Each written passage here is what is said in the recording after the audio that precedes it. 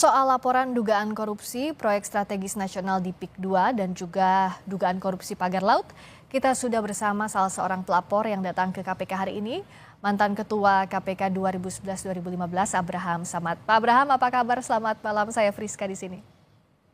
Malam Mbak Priska, selamat petang. Iya, kalau kita tadi sama-sama melihat tayangannya Pak Abraham dan kawan-kawan datang ke KPK bersama Koalisi Masyarakat Sipil. Jadi sebenarnya isi laporannya apa saja? Siapa saja yang dilaporkan dan poin-poinnya apa saja, Pak? Jadi kan yang kita lihat begini ya, gambaran besarnya ya. Jadi kalau kita berbicara pagar laut itu sesuatu yang sangat kecil sebenarnya. Tadi yang kita laporkan ke KPK yaitu pertama kuat dugaan ya adanya tindak pidana korupsi terhadap ya penetapan PSN di PIK 2. Jadi penetapan sebagai proyek strategis nasional PIK 2 itu ada sesuatu yang menurut kacamata kita terjadi tindak pidana korupsi. Jadi mulai dari penetapan PIK sebagai PSN itu ada dugaan tindak pidana korupsi yang terjadi di sana. Ya. Ada kong kali kong sehingga wilayah itu bisa ditetapkan menjadi PSN. Padahal sebenarnya kalau kita lihat urgensinya, mungkin masih perlu perdebatan yang lebih jauh. Apakah di PIK itu tepat ditetapkan sebagai wilayah yang PSN atau bukan? Jadi dari situ saja sebenarnya sudah ada masalah ya dari penetapannya. Dan tentunya kita bisa lihat lebih jauh karena kalau bicara tentang perbuatan korupsi ada kerugian negara ya yang dialami oleh negara. Kita kalau bicara tentang kerugian negara, kita bisa lihat juga ya bahwa sebenarnya yang terjadi di PIK sekarang ya banyak aset-aset negara itu sudah tidak jelas, sudah beralih bahkan sudah hilang. Misalnya dengan adanya proyek strategis nasional di PIK, ada sungai, ya ada wilayah-wilayah tertentu itu menjadi hilang karena diuruk dan lain sebagainya. Oleh karena itulah eh, tadi kami dari Koalisi Masyarakat Sipil datang ke KPK untuk melaporkan adanya dugaan korupsi yang terjadi di penetapan, ingat ya. Di penetapan PIK dalam proyek strategis nasional. Oke, artinya kalau bicara soal penetapan dulu, Pak Abraham, siapa saja yang dilaporkan? Apa artinya bagian dari pemerintah pada saat itu dan juga pihak swasta? Iya, karena kewenangan KPK itu kan ada pada penyelenggara negara dan pihak-pihak terkait. Pihak-pihak terkait yang dimaksud dalam undang-undang itu adalah pihak swasta. Maka yang kita adukan, yang kita laporkan, ya tentunya Agung Sedayu ya sebagai perusahaan pengembang. Jadi kita laporkan Agung Sedayu dan kemudian siapa penyelenggara negaranya. Makanya dalam diskusi tadi dengan pimpinan KPK yang dihadiri Pak Fitro dan Pak Ibnu, kita menjelaskan bahwa KPK harus memeriksa seluruh penyelenggara negara, baik yang ada di tingkat paling bawah, mulai dari kepala desa, bupati, sampai ke tingkat yang paling di atas, menteri maupun presiden yang mengeluarkan surat penetapan PIK sebagai proyek strategis nasional. Jadi ini kita minta semua diperiksa. Karena kita melihat begini, kita tidak mau ada seseorang atau ada individu-individu tertentu yang selama ini dikenal kuat ya dan bisa mengatur hukum di negeri ini, dalam hal ini Agung Sedayu Group, dia nggak boleh mengatur negara ini dengan seenaknya. Dia tidak boleh mengatur aparat penegak hukum dengan seenaknya di Republik ini. Oleh karena itu kita tegaskan tadi kepada pihak KPK bahwa KPK tidak perlu takut. Ya, kalau selama ini ada mitos menyatakan siapa yang menyentuh Agung Sedayu, Aguan CS, maka dia akan bisa mengalami sesuatu yang paling berbahaya. Itu kita akan support besar kepada KPK bahwa dia tidak perlu ragu, tidak perlu takut dengan orang yang bernama Aguan. Oke, Pak Abraham, nah untuk melampirkan laporan itu apa-apa saja bukti yang dibawa dengan adanya kecurigaan soal penetapan itu? Bukti kita itu luar biasa banyaknya Mbak ya. Saking luar biasanya kita kolek dalam satu data, dalam suatu sistem. Dan tadi kita sudah sampaikan langsung ya kepada komisioner KPK bahwa kalau kita bawa sekarang ya kan kita belum tahu nih data-data apa saja yang diperlukan KPK karena kita harus menyelamatkan bukti-bukti kita harus menyelamatkan data-data kita. Maka tadi di dalam pertemuan dengan pimpinan KPK kita sampaikan kalau KPK misalnya masih memerlukan, karena kan kita juga yakin KPK juga pasti sudah mempunyai data-data awal terhadap adanya dugaan korupsi di PSN PIK 2 ya. Oleh karena itu kita sampaikan tadi di depan komisioner KPK yang hadir bahwa kalau ternyata KPK masih kekurangan data pendukung atau banyak data yang belum dimiliki KPK terkait dengan dugaan korupsi PSN PIK 2, maka kita akan menyiapkan data-data itu karena kita sudah kumpulkan di dalam kita sudah kolek dalam satu sistem yang kita simpan kan, dan itu kita tinggal serahkan kepada Jadi KPK. dokumen-dokumen terkait dengan laporan itu sudah ada menurut Pak Sudah ada, Abramsyah? bahkan sudah lengkap. Hmm. Nah, respons KPK apa setelah disampaikan laporan? Dalam diskusi itu KPK cukup apa tuh cukup ini ya, cukup merespon bahwa berterima kasih bahwa kalaupun misalnya suatu ketika KPK membutuhkan data itu atau bukti itu, maka dia akan menghubungi kita sebagai pihak pelapor untuk menyerahkan, untuk kita serahkan data-data Hmm. itu. Yang jelas bahwa data-data kita udah siapkan dan kita udah kolek dalam satu sistem sehingga itu nanti akan mudah untuk kita serahkan kepada KPK. Oke, artinya kalau buktinya belum diserahkan, status laporannya seperti apa Pak Abraham? Apakah sudah diterima KPK untuk diteliti Sudah lebih diterima, lanjut? tadi sudah diterima secara resmi laporan kita karena kan di dalam laporan itu kita mengurai ya kronologis atau posisi kasusnya dan lain-lain sebagainya, kesimpulan dan lain sebagainya. Siapa yang patut diperiksa ya untuk bisa menerangkan atau lebih menjelaskan duduk perkara dari persoalan ini. Maka tadi kita sudah sampaikan diskusinya cukup panjang, bahkan kita terbuka siapa-siapa yang kita sampaikan tadi sebut namanya ini perlu diperiksa dan lain sebagainya. Makanya itu nanti KPK punya kewenangan untuk memanggil siapa-siapa saja yang dibutuhkan di dalam pemeriksaan awal. Sebenarnya tadi sudah clear ya sampai di situ. Oke, jadi artinya kalaupun sudah diterima, KPK memberikan lampu hijau untuk dilakukan pemeriksaan awal, bukan hanya diterima saja laporannya Pak Abraham. Ya, jadi ada prosedur ya di KPK karena kebetulan dulu saya pernah memimpin KPK. Kalau laporan itu sudah masuk di Direktorat Dumas, di bagian Dumas, maka yang akan segera dilakukan oleh Dumas ada yang disebut pull bucket, pengumpulan bahan dan keterangan. Ini semacam investigasi. Kalau setelah pull bucket selesai, maka itu dilanjutkan biasanya dengan proses penyelidikan. Mhm. Jadi Jadi tunggu itu dulu pool proses-proses itu bucketnya akan selesai, tapi KPK berjanji untuk menindaklanjuti ini ya, sampai pengumpulan bucket tadi ya.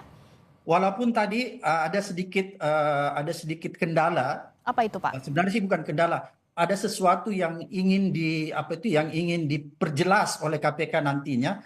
Karena kasus-kasus ini ada sebagiannya irisannya, bukan semua. Kasus PIK ini kan banyak sekali, Ya. Mbak ya. Banyak sekali. Ada juga misalnya kasus korupsi tentang penerbitan sertifikat di atas laut. Itu kan juga ada ya. Eh, Pagar laut. di pagar laut ada penerbitan beberapa sertifikat baik itu SHM maupun HGB di atas laut, itu juga bagian dari korupsi yang terjadi di PIK. Oleh karena begitu banyaknya kasus korupsi yang terjadi di proyek strategis nasional PIK ini, maka tadi pihak KPK mengatakan ini ada sebagian yang sudah mulai ditindaklanjuti, diselidiki oleh pihak Kejaksaan Agung. Itu Oke. tadi penjelasan KPK kepada kami. Oleh karena itu, nanti KPK akan berkoordinasi dengan pihak Kejaksaan Agung untuk mencari kejelasan Hmm. yang mana saja yang sedang diusut oleh Kejaksaan Agung supaya tidak tumpang tindih. Misalnya kalau di Kejaksaan Agung dia mengusut tentang kepemilikan SHM dan SHGB. HGB di atas laut, maka KPK ambil misalnya kasus dugaan korupsi penetapan PSN-nya. Kira-kira seperti itu. Karena kan korupsi di proyek strategis nasional ini banyak ya, banyak. Mulai dari A sampai Z. Jadi tinggal harus ada koordinasi di antara pihak penegak hukum agar tidak tumpang tindih. Tapi Pak Abraham, apakah dengan laporan ini memang momentumnya karena kasus soal pagar laut ini sedang naik juga diperbincangkan, bahkan Kejaksaan Agung juga sudah angkat bicara soal ini. Apakah karena momentum ini Pak Abraham? Sebenarnya bukan begitu ya, karena kalau kita bicara khusus masalah penyelewengan atau kasus yang terjadi di pagar laut saja, yaitu penerbitan sertifikat yang tidak seharusnya atau yang melanggar hukum di atas laut, maka itu hanya bagian kecil sebenarnya. Jadi korupsi yang terjadi di PSN PIK 2 ini kayak gunung es ya. Jadi itu cuma bagian kecilnya saja sebenarnya. Jadi kalau aparat penegak hukum lebih jeli melihat, maka korupsi yang terjadi di sini banyak macam jenis-jenisnya, eh, Mbak. Kira-kira seperti itu. Mhm. Ada gratifikasinya, ada suap menyuapnya, ada korupsi pasal 2-nya, kira-kira seperti itu. Nah, Jadi, kalau tadi dari yang oke. dilaporkan, antara poin yang dilaporkan soal penetapan, juga tadi rame-rame soal pagar laut, itu yang pihak yang diduga terkaitnya, apakah punya irisan atau bahkan sama? Oke. Kalau kita lihat sebenarnya sangat beririsan ya, sangat beririsan. Suspeknya mungkin sama, Mbak ya. Suspeknya ya, itu sama. Oleh karena itu, maka tadi penjelasan teman-teman KPK ini akan dikoordinasikan kepada pihak-pihak yang sudah mulai melakukan penyelidikan. Karena selain juga Kejaksaan Agung, kan ada juga kepolisian, tapi kepolisian itu menangani tindak pidana umumnya, yaitu Ya. siapa orang yang memasang pagar laut tanpa izin, itu kan tindak pidana umum. Tapi yang kita laporkan tadi ke KPK adalah tindak pidana korupsinya, Ya. kira-kira seperti itu. Nah, unsur-unsur pidana untuk dugaan tindak pidana korupsinya, apakah sudah bisa dibuka Pak Abraham dari mana saja kira-kira pintu masuknya untuk unsur-unsur pidananya? Tadi kita sudah berdiskusi panjang ya sama pihak KPK, kita sudah menjelaskan secara detailnya. Eh, dan rupanya memang KPK sedang melakukan pengayaan ya. Sebelum kita datang dia udah mulai monitor-monitor dan katanya dengan adanya laporan ini mungkin dia akan lebih mempertajam lagi untuk melakukan pengusutan. Kira-kira seperti itu. Hmm. Dan tadi kita sudah serahkan sebenarnya kronologis atau modus operandinya. Kira-kira seperti itu. Meskipun kan untuk membuka modus operandi dugaan korupsi yang dilaporkan ini tidak mudah ya Pak Abraham, artinya peristiwa pidananya juga tindak pidananya, unsur-unsurnya bagaimana membuktikan tidak terang benderang kalau dalam kasus-kasus penetapan antara berbagai pihak misalnya yang diduga pemerintah maupun swasta. Sebenarnya sih sebenarnya kasus korupsi yang terjadi di PSN PIK 2 ini sebenarnya tidak terlalu, ini pengalaman saya berbicara tentang pengalaman saya selaku ketua KPK dulu. Ini seperti kasus-kasus korupsi yang lain saja, tidak terlalu rumit. Dia tidak termasuk tidak termasuk eh, perkara yang sulit dibuktikan. Mungkin begitu kira-kira. Ini sebenarnya mudah dibuktikan karena unsur-unsurnya jelas, peristiwa pidananya jelas. Tinggal sekarang ada tidak komitmen yang kuat dari aparat penegak hukum untuk melakukan pengusutan secara transparan ya, secara tanpa pandang bulu. Karena kan yang kita khawatirkan begini, ini kan ada semacam mitos yang berkembang di luar bahwa Agung Sedayu ini seolah-olah pemilik republik ini, gitu loh. Dia bisa mengatur-ngatur semua, bahkan saking bisa mengatur-ngaturnya, dia bisa mengatur ada sertifikat yang bisa diterbitkan di atas Tapi laut. Itu kan mengapa salah satu. dianggap bahwa ini adalah tindak pidana korupsi yang mudah dibuktikan sebenarnya Pak Ya. Abraham? Kenapa demikian? Karena sebenarnya modusnya modus-modus biasa aja, seperti tindak pidana korupsi yang lain. Ya, sehingga menurut saya KPK seharusnya tidak terlalu kesulitan karena saya paham betul, saya yakin betul teman-teman di KPK mempunyai kemampuan untuk melakukan pengusutan atau penyelidikan terhadap kasus PIK ini dengan tidak susah gitu ya, tidak tidak apa itu ya tidak susah menurut saya karena ini bukan seperti kasus-kasus korupsi yang unsur-unsurnya itu sangat sulit dibuktikan. Ini unsur-unsurnya mudah dibuktikan. Oleh karena itu sebenarnya tinggal ada tidaknya kemauan yang kuat dari pihak KPK untuk melakukan pengusutan secara cepat. Sebenarnya itu intinya. Dan keberanian, itu aja. Oke. Berani nggak dia panggil aguan gitu. Adakah tadi disampaikan oleh pihak KPK kapan laporannya akan ditindaklanjuti misalnya atau Pak Abraham CS akan dipanggil kembali sebagai pelapor? Ya tadi dalam diskusi itu memang ada beberapa hal yang disepakati bahwa kalau misalnya ternyata nanti dari pihak KPK memerlukan data, seperti tadi saya sampaikan, maka dia akan menyampaikan kepada kita. Karena ini kan yang melapor koalisi besar ya Mbak ya, koalisi masyarakat sipil. bukan Abraham Samad pribadi, banyak di dalamnya organisasi-organisasi NGO dan lain-lain sebagainya, tokoh-tokoh masyarakat dan lain-lain sebagainya. Ini koalisi besar, sehingga data-data itu menjadi besar, menjadi banyak, sehingga gampang kita kumpulkan. Karena data-data itu mengalir begitu begitu gampang ya.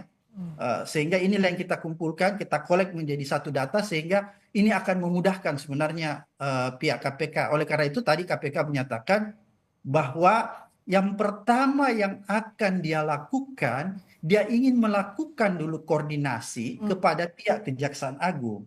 Karena Kejaksaan Agung juga sedang menelisik, sedang melakukan investigasi terhadap dugaan korupsi. Berarti kan tupoksinya sama nih.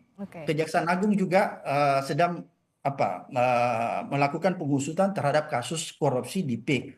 KPK juga tupoksinya kasus korupsi ya. Oleh karena itu tadi dia akan melakukan koordinasi supaya tidak tumpang tindih.